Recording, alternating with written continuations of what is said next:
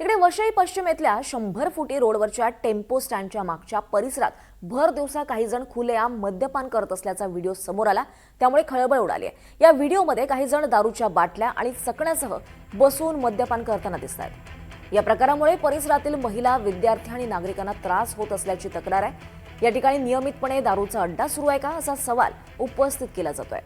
हा video viral झाल्यानंतर या पोलीस आणि स्थानिक प्रशासनाने या प्रकाराची चौकशी करून आवश्यक कारवाई करावी अशी मागणी नागरिकांकडून होत आहे।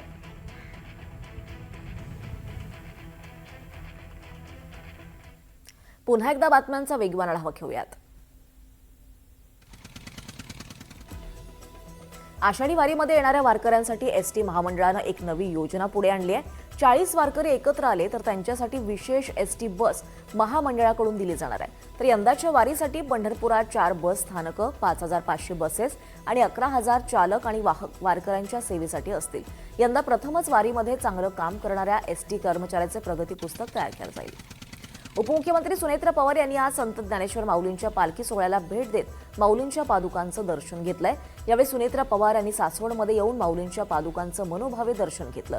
त्यानंतर सुनेत्र पवारांनी वारीमध्ये महाप्रसादाचा आस्वादही घेतला।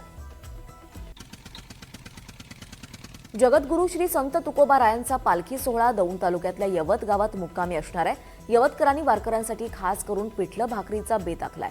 अगदीच पालखीचं प्रस्थान झाल्यापासून वारकऱ्यांना देखील या बेसन भाकरीचे वेध लागलेले असतात। याला वर्षानुवर्षांची परंपरा आहे। जगद्गुरू श्री संत तुकोबारायांची पालखी दौंड तालुक्यातल्या यवत गावात मुक्कामी आहे। या वारीमध्ये राज्य शासनाच्या मदत आणि पुनर्वसन विभागाकडून सर्वसामान्य जनतेपर्यंत संवाद, वारीच्या माध्यमातून लोकगीतांमधून शासनाच्या विविध योजना आणि उपक्रमांची माहिती देण्यात आली आहे।